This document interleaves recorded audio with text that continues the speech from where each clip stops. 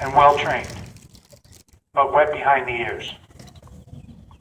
We went into Vietnam to stamp out communism, and that was our mission. This was guerrilla warfare.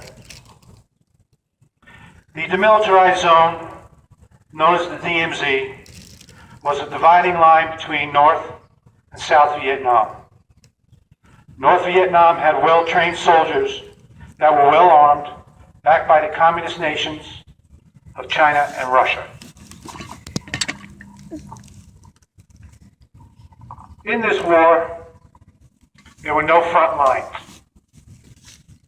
The Viet Cong, known as VC, or Charlie, fought for the North and were spread throughout South Vietnam. You never knew if the local villager who gave you a haircut or washed your uniform by day was a VC by night, out to kill American soldiers and Marines. Everything was booby-trapped. Nothing was off limits.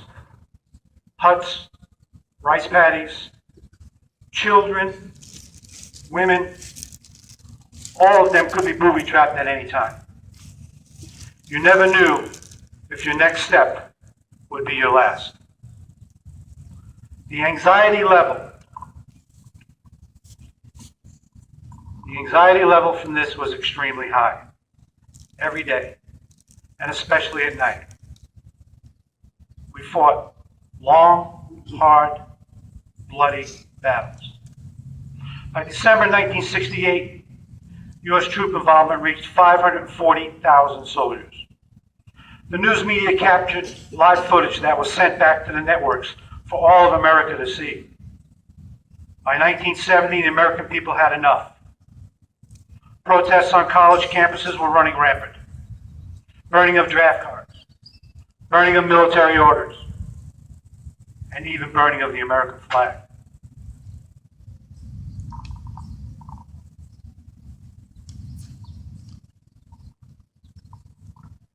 Young men were defecting to avoid the draft, fleeing to places like Canada and Europe.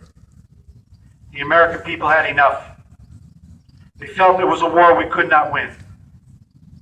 But we, as American soldiers who were still in country, continued to do our jobs.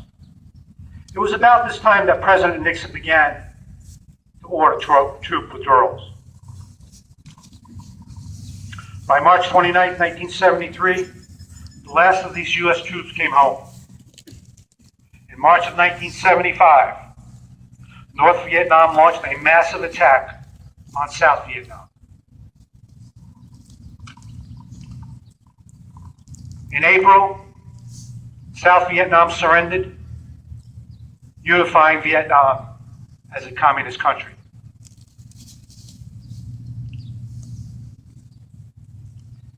As a matter of fact,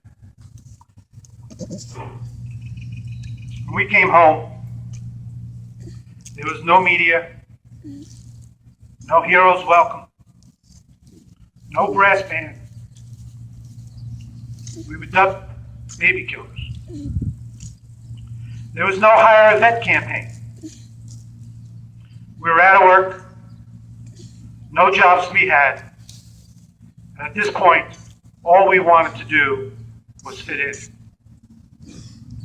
We grew our hair long, grew beards and mustaches, but unfortunately, there was no respect given to these brave men and women who put their lives on the line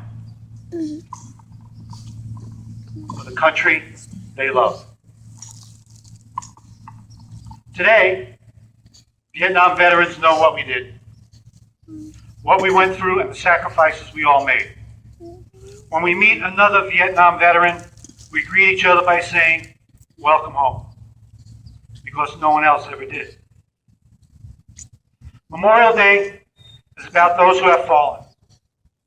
And 58,220 American troops gave their lives in Vietnam. Over 36,000 in Korea.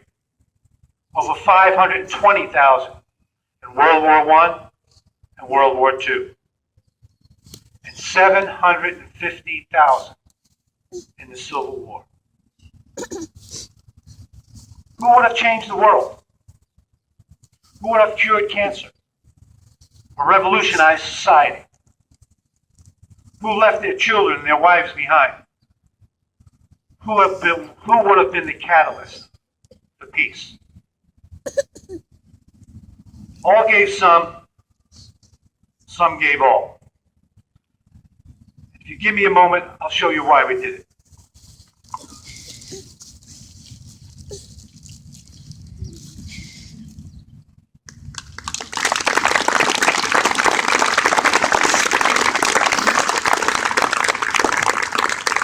This is my grandson, Colin.